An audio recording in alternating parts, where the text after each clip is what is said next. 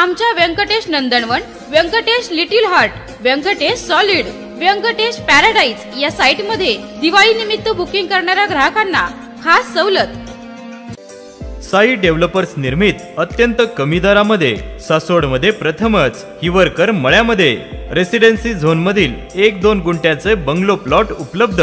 Amenities separate electric DP, drainage line, main road 40 फुटी डांबरी रस्ता, अंतर्गत 15 फुटी डांबरी रस्ता, सर्व सोयीयुक्त 1 ते 2 गुंठ्यांचे रेडी प्लॉट कमीत कमी किमतीमध्ये। सर्वसामान्य लोकांना परवडेल असे स्वप्नातले घर बंगले बांधण्यासाठी आजच संपर्क करा। साई डेव्हलपर्स, आमचा पत्ता हिवरकर मळा, सासवड, सर्वे नंबर 53/14।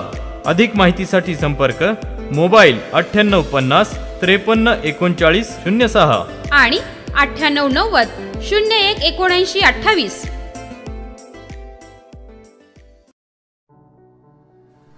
नमस्कार, सह्याद्री 24/7 या चॅनलवर आपल्या सर्वांचं मनापासून हार्दिक स्वागत। महाविकास आघाडीच्या व इंडिया आघाडीच्या बारामती लोकसभा उमेदवार सौ सुप्रियाताई सुळे यांच्या प्रचारार्थ वाल्हे गावात गांधी चौकामध्ये जाहीर सभा पार पडली।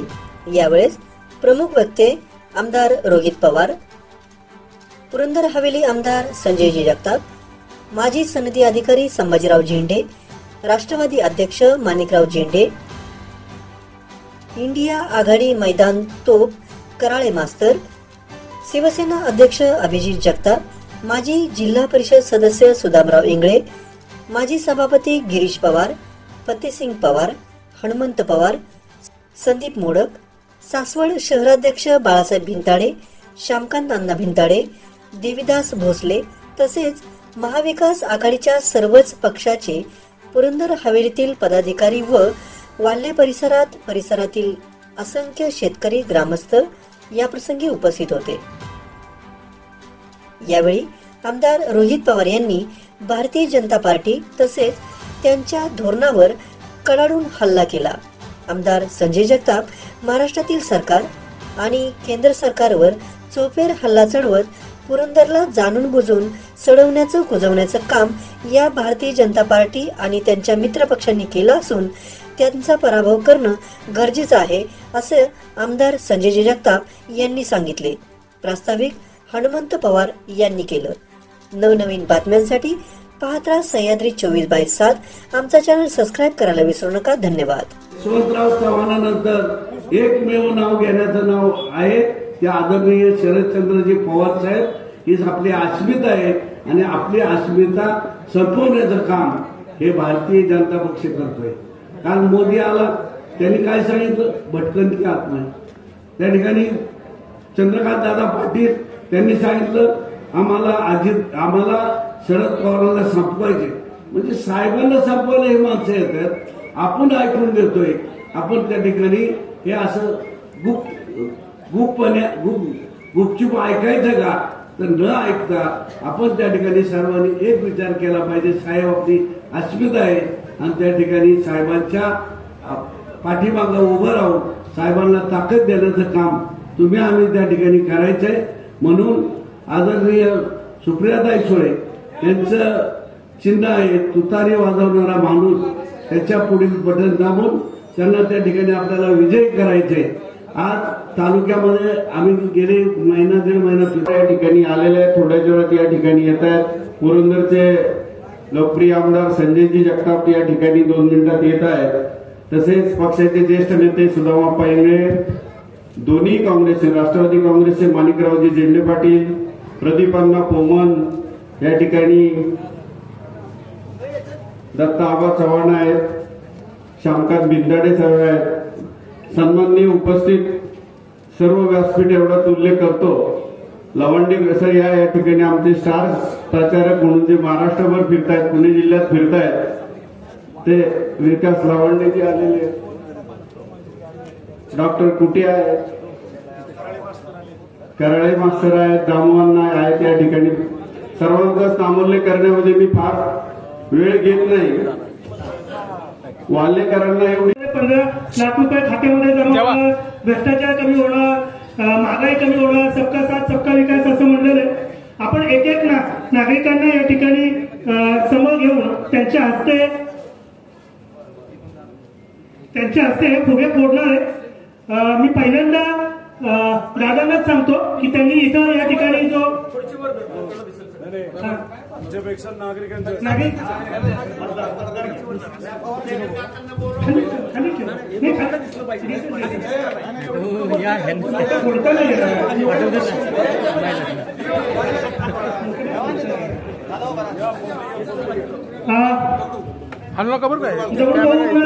विनंती करतो की त्यांनी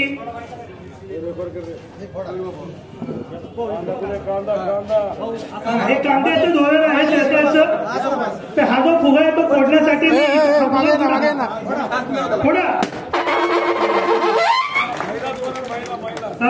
ताईंना मी अशी विनंती करतो की या इथे महिलांसाठीचं जे धोरण आहे, तर हे जे धोरणाच्या बद्दलचं आता एकूणच बघतोय आपण की ज्यांनी महिलांवरती अत्याचार केले त्यांनाही तिकीटं दिली जातात। तेजस्वी शाह ते आवाजून या इकडे आणि सांगितलं होतं की अपंगांचा मुद्दा घ्यायला पाहिजे। प्रहार संघटनेचा कार्यकर्ता आहे, अपंगांच्या विकासाबद्दलचा आहे, शिक्षण पॉलिसी बद्दल आहे। ये दीदी जाकी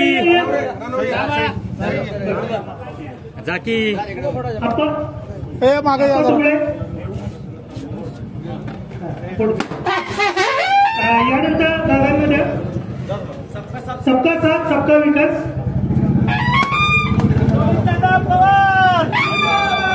₹15 लाख खात्यात जमा झाले तर आप्पा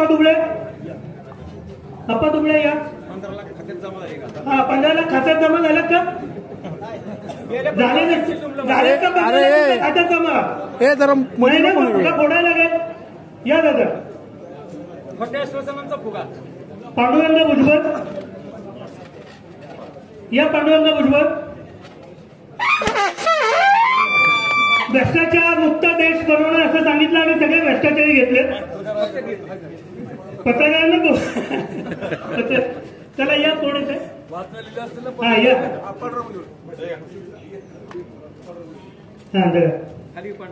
भ्रष्टाचार मुक्त बन 2 कोटी रुपये देणार होते। शेतकऱ्यांचं उत्पन्न दुप्पट करणं असं सांगितलं होतं। या शेतकऱ्यांचं उत्पन्न दुप्पट करणं असं सांगितलं होतं। या सुहास कवडे स्मार्ट सिटीचं जे आहे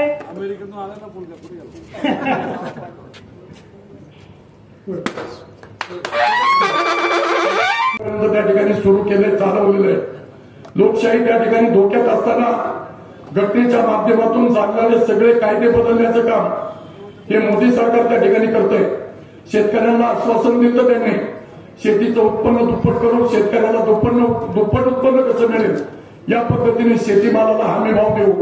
आज शेतीमालाला हमी भाव या माणसाने दिलेला नाही। आज कांद्याचा शेतकरी असेल, कापसाचा शेतकरी असेल, सोयाबीनचा शेतकरी असेल, याच नाही तर आपण पूरक व्यवसाय दुधाचा करतो, त्या दुधाच्या शेतकऱ्याचा सुद्धा न्याय देण्याचं काम हे त्या ठिकाणी करत नाही। या उलटची परिस्थिती त्याच्या पाठीमागच्या काळामध्ये आदरणीय पवार साहेब तुमच्या आमच्या सर्वांचे भाग्यविधाते यांनी ज्यावेळेला या देशामध्ये कृषी मंत्री म्हणून काम केलं त्या काळामध्ये शेतकऱ्याची 72,000 कोटी रुपयाची कर्जमाफी या देशामध्ये शरद पवार साहेबांनी केली। शेतकऱ्यांच्या पूरक व्यवसायासाठी अनुदान त्या ठिकाणी उपलब्ध करून दिलं। मग तो पोल्ट्री व्यवसाय असू द्या, दुधाचा व्यवसाय असू द्या, शेतकऱ्याच्या प्रक्रिया उद्योगामध्ये त्यांना लागणारं अनुदान उपलब्ध करून देण्याचा प्रयत्न पवार साहेबांनी केला। ठिबक सिंचन पासून रोजगार हमीपासून त्या ठिकाणी रोजगार हमीच्या माध्यमातून फळबाग लागवडीचा कार्यक्रम त्यांनी त्या ठिकाणी सुरू केला आणि या देशामधल्या अनेक धरणं जी आज या राज्यामध्ये आहेत ती धरणं बांधण्याचं काम सुद्धा पवार साहेबांनी त्या ठिकाणी केलं। मला सांगा 10 वर्षाच्या काळामध्ये जी आश्वासनं मोदी साहेबांनी दिली त्याच्यातलं कुठलंच आश्वासन पूर्ण केलेलं नाही। पुरंदर तालुक्यासाठी MIDC जिंतूरच्या जवळ ही पवार साहेबांनी त्या ठिकाणी दिली। जाणाई शिरसाई त्याचप्रमाणे पुरंदर उपसा सिंचन योजना सारखी महत्वाकांक्षी योजना पवार साहेबांच्या माध्यमातून आली। तुम्हाला सर्वांना कल्पना आहे, कालच रोहित पाटील आपल्या याच्यामध्ये बोलले डेरेमध्ये, त्यांचे वडील त्यावेळेला पाणी पुरवठा मंत्री होते RR पाटील साहेब, त्यांनी जेजुरी आणि सासवडला 3 महिन्यामध्ये विहीरचं पाणी आणून देण्याचं काम त्यांनी त्या काळामध्ये केलं. आणि म्हणून पवार साहेबांनी काय केलं अशा पद्धतीने विचार त्या ठिकाणी पुढे मांडले जातात. पवार साहेबांनी जे केलं त्यांचं विचारण्यापेक्षा तुम्ही काय केलं हा सुद्धा महत्वाचा प्रश्न या ठिकाणी आहे. आज समोरच्या बाजूचे उमेदवार कोण आहेत तुम्हाला माहिती आहे. ते आज सांगताय त्या ठिकाणी सासवडच्या सभेमध्ये बोलले अजितदादा की माझ्या विचाराचा खासदार या तालुक्यातून तुम्ही या मतदारसंघातून निवडून द्या. माझ्या विचाराचा खासदार तुम्हाला जर दिला तर मी गुंजवणीचं पाणी तुम्हाला देईल. माझ्या विचाराचा खासदार दिला तर मी तुम्हाला त्या ठिकाणी तुमच्या तालुक्याचा विकास करील. दादा तुम्हीच आम्हाला सांगत होता आतापर्यंत तुमच्याच विचाराला खासदार करून त्यांनी कायमस्वरूपी निवडून दिला. साहेबांना सुद्धा तुम्ही निवडून द्या म्हणून सांगत होता. 91ला तुम्हाला सुद्धा या तालुक्यातल्या लोकांनी प्रचंड बहुमताने निवडून दिलं. परंतु कायमस्वरूपी दुजाभाव करण्याचं काम या तालुक्यावर कुणी केलं असेल तर ते फक्त अजितदादा पवारांनी केलेलं आहे. हे जाहीरपणाने बोलणारे कार्यकर्ते आहे. का गुंतवणुकीचं पाणी आम्हाला मिळत नाही. अनेक आंदोलन आपण गुंतवणुकीच्या पाण्यासाठी केली. 97 सालापासून गुंतवणुकीच्या पाण्यासाठी आंदोलन करणारा मी सुद्धा एक कार्यकर्ता आहे. पाणी संघर्ष समितीच्या माध्यमातून आपण त्या ठिकाणी आंदोलनं केली. परंतु हे पाणी कुठं जाते तुम्हाला सगळ्यांना कल्पना आहे. त्याच्यामुळे तुम्हाला पाणी मिळून द्यायचं नाही अशा पद्धतीचं एक वातावरण तुमच्या आमच्या समोर निर्माण करून हे पाणीच त्या ठिकाणी येऊ शकत नाही अशा पद्धतीचं वातावरण करून गेले 30-35 वर्ष हा प्रकल्प पवार साहेबांनी 93 साली त्याचं भूमिपूजन केलं. त्याच वेळेला या पाण्याचं वाटप झालंय. 2.2 टीएमसी पाणी या पुरंदरच्या पट्ट्यामध्ये त्या ठिकाणी यायचं होतं. त्याच्यानंतरच्या काळामध्ये काही भागामध्ये पाणी आलं. दाढीवाल्याचं आहे आणि या दाढीवाल्यानं एवढं आपल्याला लुटून खाल्लं या 10 वर्षात का सर्वसामान्य लोकांना काहीच सांगायचं काम नाही असं मला वाटते. कारण एवढी शकवली आहे ना आपली का आमच्या विदर्भातले पोट्टे स्टेटस ठेवायचे अबकी बार 400 बार. आम्ही त्या बापाचा कांद्याचा कट्टा 400 बार नाही चांगला आणि तो अबकी बार 400 बारचं स्टेटस ठेवून राहिला. म्हणजे या देशाची विदारक अवस्था अशी आहे काय त्याच्या बापाचे सोयाबीनचे भाव 4000च्या पार नाही चालले आणि तो तरी स्टेटस ठेवते. आणि त्यांची एक टॅगलाईन होती 14 बहुत हो गई महंगाई की मार. आणि त्या मोदीची एक सोबतीन होती सास भी कभी भोवतीवाली. ते सोबतीन कांदे वांग्याचे हार झाले गळ्यात आणि ते सिलेंडर 430 रुपयाचं सिलेंडर तिथे महाग वाटत होतं. तर आता 10 वर्षात 430चं सिलेंडर 1130 वर नेलं मोदीनं आणि झोपकानं सिलेंडर 200 रुपये इलेक्शनचं वर्ष आहे म्हणून कमी केलं आणि वरून हे तोटतं म्हणते कमी केलं. अरे पण 7 वर्ष वखरले ना तुला पैसे. पेट्रोल डिझेल 67 रुपये होतं हे 116 वर नेलं. झोपकानं 8 कमी केले. आता इलेक्शनचं वर्ष आहे. डिझेलचे भाव वाढले. 2013-14 मी ट्रॅक्टर सांगत होतो नागरासाठी तर त्या नागरटीचे रेट 700 रुपये एकर होते. आता तुम्ही ट्रॅक्टर सांगायला जा तो 1400 रुपये एकर म्हणते. का म्हणते कारण विचारा म्हणते डिझेलचे रेट डबल झाले. माझ्या बापाला वाढवले का त्या गाडीवाल्यांना वाढवले. आणि कुठं फोटो नाही लावले ती. पेट्रोल पंपावर फोटो, कोविडच्या वॅक्सिनच्या त्या सर्टिफिकेटवर फोटो, आधारवर फोटो. ठीक आहे. त्या रेल्वे स्टेशनच्या तिथं फोटो, बाथरूम मध्ये फोटो. एक इथं दिला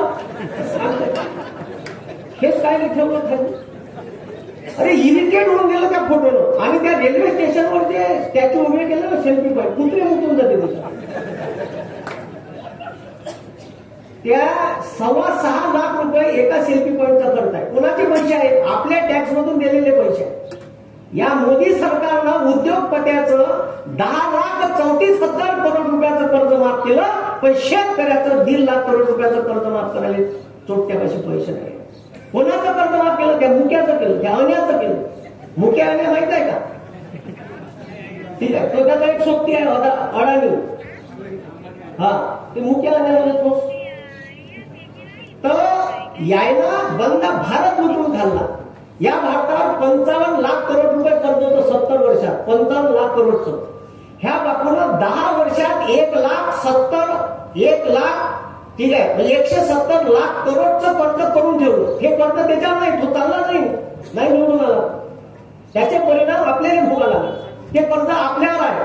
म्हणजे आता सध्या भारतात 220 लाख करोड रुपयाचं कर्ज मोदीनं करून ठेवलं आहे, जे 2014 ने 55 लाख करोड ठेवलं. आता त्या दिवशी मध्ये काँग्रेस जर सत्तेत आली, इंडिया अलायन्स सत्तेत आली, तर बायाच्या गळ्याचं मंगळसूत्र निघेल. अरे त्या घरची बायला पहिले, त्या घरची बायला तुला टाकली, तिच्या मंगळसूत्राचं का कुठे दुसऱ्याचा विचार करतो.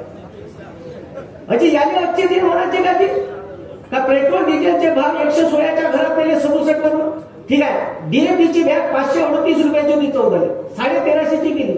युरियाची बॅग 150 रुपयाची होती, 350ची केली.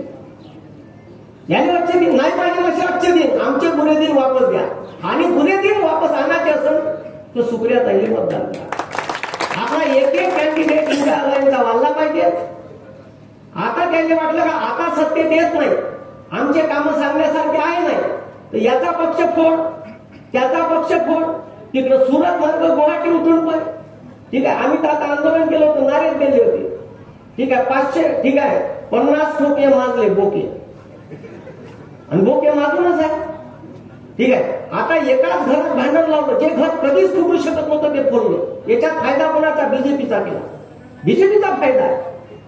आणि तुम्हाला सांगतो, येणाऱ्या 7 तारखेला एवढं सुप्रियाताईंना मतदान करा, एवढं करा का 4 जूनला रिझल्ट आहे. त्या रिझल्टच्या दिवशी ते घड्याळ सकाळी रिझल्टची गिनती सुरू झाली का 10 वाजून 10 मिनिटांना बंद बनलं पाहिजे. आणि ते घड्याळ 7 तारखेच्या रिझल्ट नंतर पवार साहेबांच्या चरणी यायला आणून ठेवलं पाहिजे. अशी किमया तुम्ही करा, कारण ही प्रतिष्ठेची निवडणूक आहे. पण तुम्हाला सांगतो, बारामतीचे लोक लय हुशार आहे मतदारसंघात. कालची सभा आटोपली मी, आणि मी गेलो, कॅनल चालू होता, त्या कॅनल पाहासाठी मी थांबलो. पुष्कळ लोक मी उभं दिसलो तर गाड्या थांबून माझ्याकडे आले. मग मी सांबार चौकशा केल्या थोड्याशा. त्यांनी विचारलं हवा कशी आहे, तर सर म्हणे आम्हाला उघडपणे बाहेर नाही येत आहे, बोलता काहीच नाही, पण म्हणे मतदान आम्ही ताईने करणार आहे, खासदार तिथं. आणि म्हणलं मग विधानसभा, मग पाहून नेता. अरे शाळेला म्हणलं हुशार लोक आहे, सब बाल अपने टीपी में बोललं. तर म्हणजे हुशार लोक आहे, तुम्ही विचार करून मतदान करा. आणि या मोदीनं महाराष्ट्राला का दिलं, ह्या महाराष्ट्राचा पुण्यात काय गावातले लोक म्हणे आलाच काही मतदानाला. तर गावात मी पाहिले 80, 20, 70 ती चीड आली आहे लोकांची, चीड. आणि ते तुमच्याही मनात आहे का किती चीड असावी. दुधाचे भाव 34 रुपये लिटर होते, ठीक आहे. आता 24 का 22 रुपये वाढले, 22 रुपयावर आले. घ्या ना शेकून मग गरम फडक्यानं. म्हणजे तुम्हाला अजून गरम फडक्यानं शेकवायचे असेल तर त्याला मतदान करतात. नसेल शेकवायची तर इंडिया अलायन्सचा एक कॅन्डिडेट वाढला पाहिजे, महाविकास आघाडीचा एक कॅन्डिडेट बारामती मतदारसंघातून सुप्रियाताई यांना निवडून द्यायचा आहे आपल्याला, आणि जास्तीत जास्त मतदान निवडून द्यायचं आहे.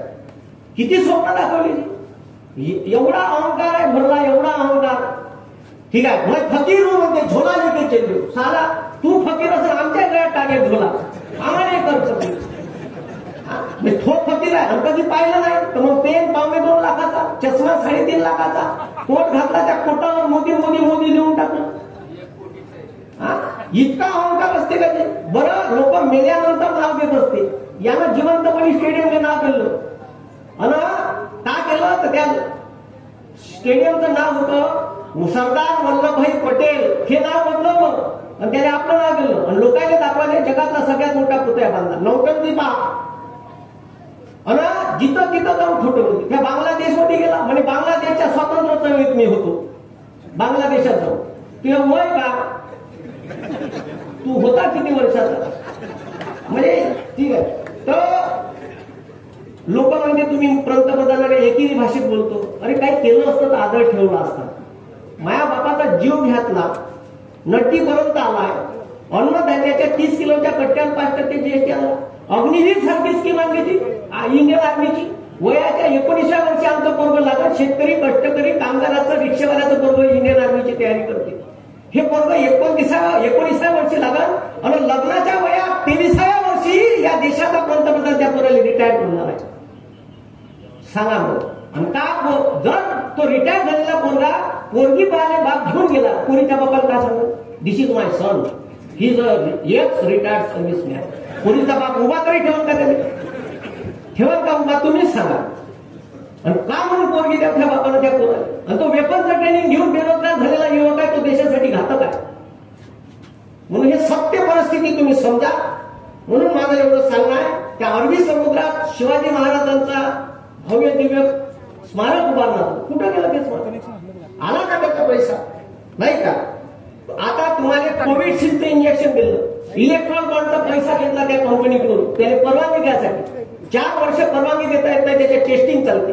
तुम्हाला इंजेक्शन ढोसले आणि आता तो कोविडशिल्डचा मालक सुप्रीम कोर्टात म्हणते का या इंजेक्शनमुळे हार्ट अटॅकचा झटका ब्रेन हॅमरेज होऊ शकते. सारे एकामेकाकडे पाहून राहिले, मी कोणतं घेतलं पाहायला. ठीक आहे, असं आहे. म्हणून येणाऱ्या काळात या देशात मोदी पंतप्रधान नाही झाला पाहिजे असं मला वाटते. ठीक आहे, हे सरकार आपल्याला हाणून काढत आहे. या सरकारनं आपला जीव घेतला. शेतकरी कामगार कोणालाच न्याय या सरकारनं दिला नाही. कामगाराचे कामाचे तास 8 तास होते, या चोट्ट्यानं त्याच्यात 12 तास केले. आंबेडकरांनी केलेल्या कायद्यात दुरुस्त्या करून टाकल्या आणि सर्वसामान्याचा जीव या सरकारनं घेतला. म्हणून इंडिया अलायन्सचा एक उमेदवार वाढवायचा आहे, 273चा जादू आकडा आपल्याला पार करायचा आहे. सत्ता आपली आली पाहिजे. म्हणून एक उमेदवार आपल्या बारामती मतदारसंघातून सुप्रियाताई सुळे यांच्या तुतारी या चिन्हासमोरचं बटन दाबून आपल्याला निवडून द्यायचा. मी तो सांगतो. धन्यवाद. जय हिंद, जय महाराष्ट्र. प्रिय खासदार आदरणीय सुप्रियाताई सुळे यांना पुन्हा एकदा आपणा सर्वांना उद्याच्या 7 तारखेला बहुमताने संसदेवरती आपल्या बारामती लोकसभेच्या खासदार म्हणून त्या ठिकाणी पाठवायचंय. आणि त्या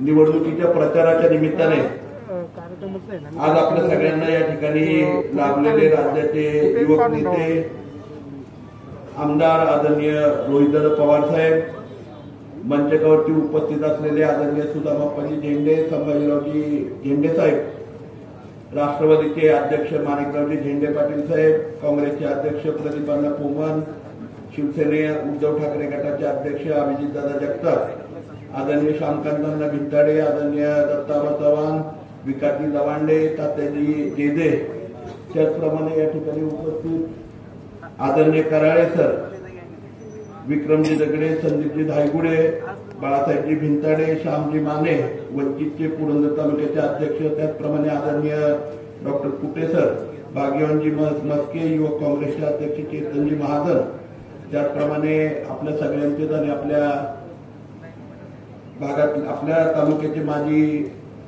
सभापती आदरणीय गिरीश नाना पवार असतील, त्याचप्रमाणे आमचे सहकारी किरणजी कुमठेकर, अमोलजी भुजबळ, राजेंद्रजी गायकवाड, हनुमंतजी पवार, संभाजीराव पवार, कतनजी शहा, मोहनजी ढोबळे, आदरणीय कुमठेकर काका या ठिकाणी उपस्थित आहेत, बजरंग नाना आहेत, मोहनदादा आहेत, आदरणीय माजी चेअरमन बाळासाहेब भुजबळ असतील, मदनजी भुजबळ असतील, सागरजी भुजबळ, त्याचप्रमाणे किरणजी, राजन पवार, किरणजी कुमठेकर, राजेंद्रजी पवार आणि माझ्या अगोदर ज्यांनी विचार व्यक्त केले ते कॉम्रेड फत्तेसिंगजी पवार साहेब.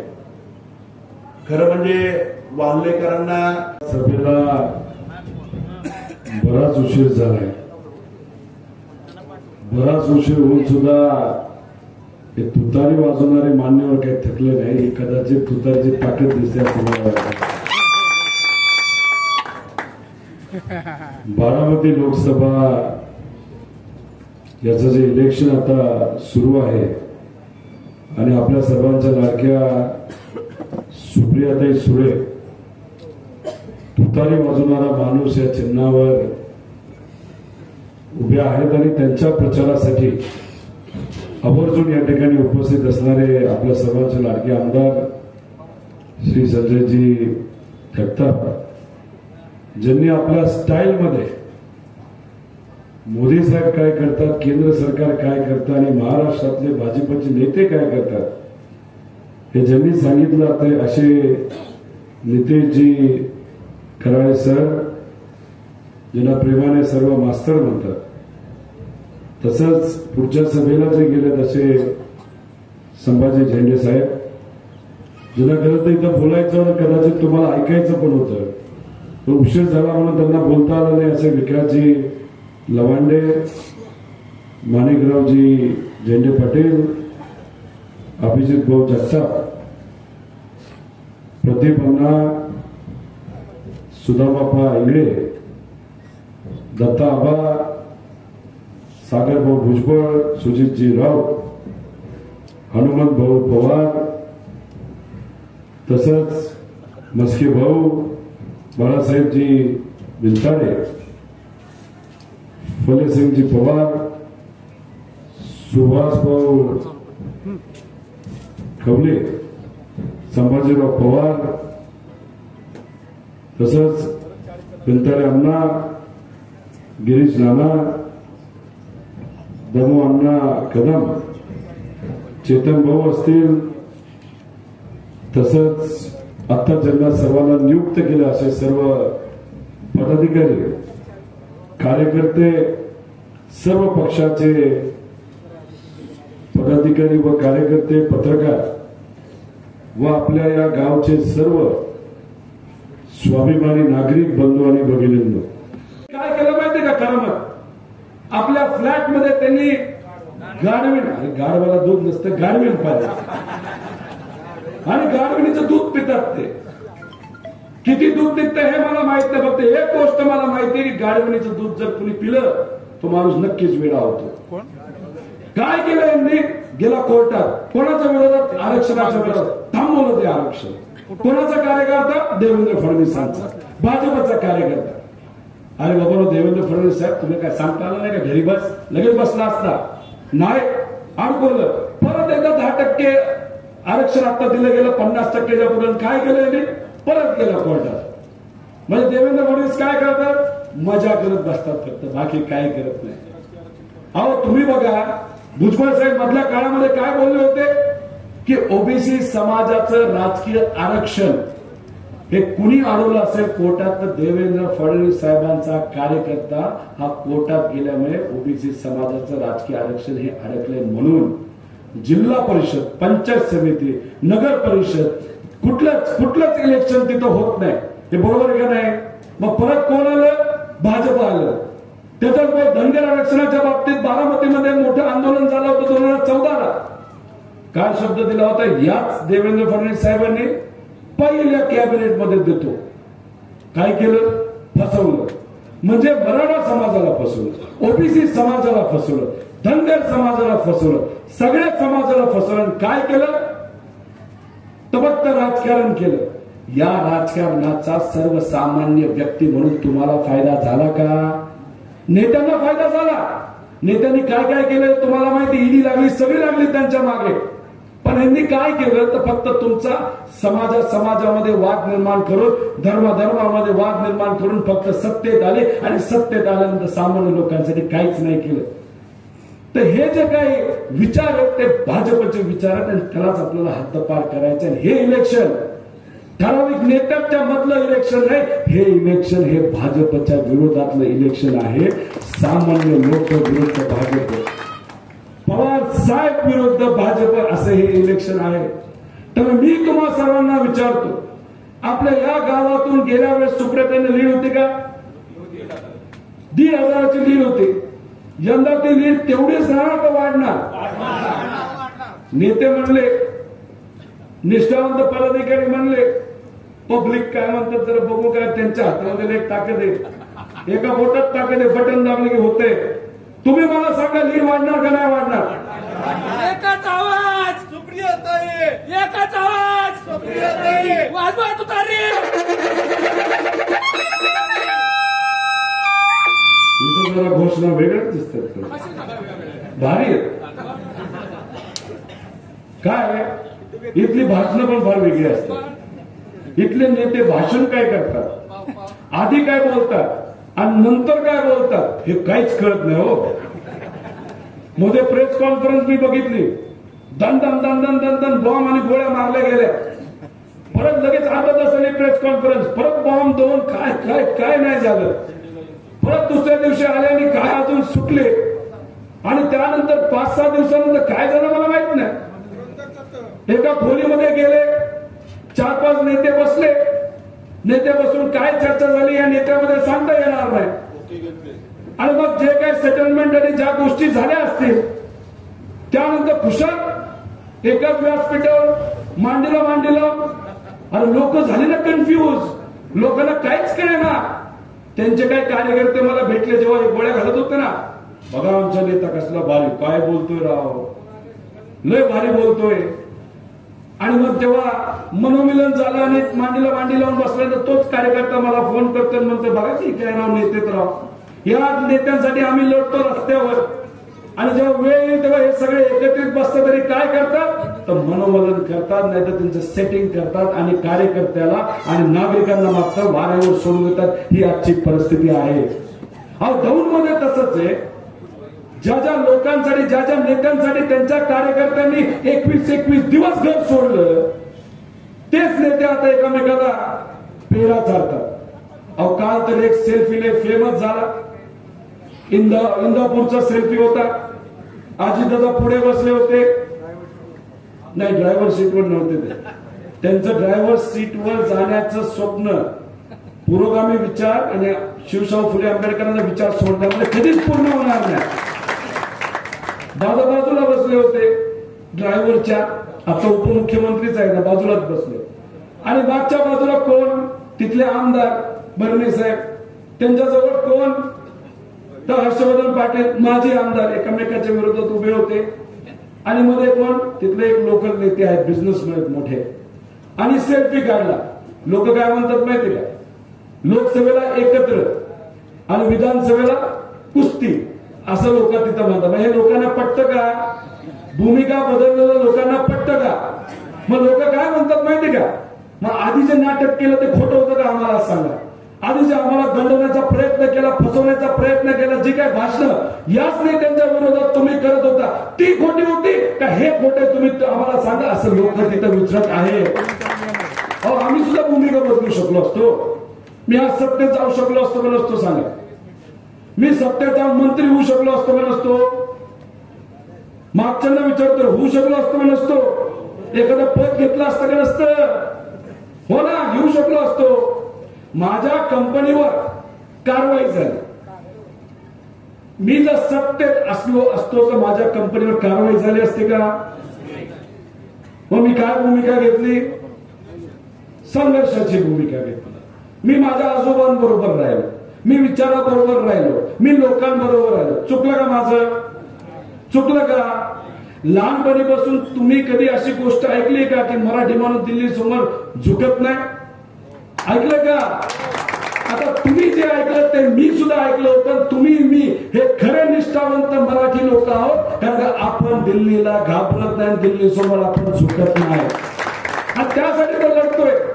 जे काय करायचं करावं, काय कारवाई करायची करा, आम्ही लढत राहणार. आणि लढत आमचा विजय त्या ठिकाणी 100% होणार, असं माझ्यासारख्याला तिथं वाटतं. नाव घेतलं त्या अटल बिहारी वाजपेयींची सांगतो, त्यांनी ऍफिडेव्हिट दिलेले की मला माफ करा, मी चुकून त्या आंदोलनात त्या मोर्चाच्या पाठीमागे गेलो, मी बघायला गेलतो, भारत स्वतंत्र व्हावा म्हणून मी गेलो नव्हतो, असं सांगितलेलं आहे. हा इतिहास आहे.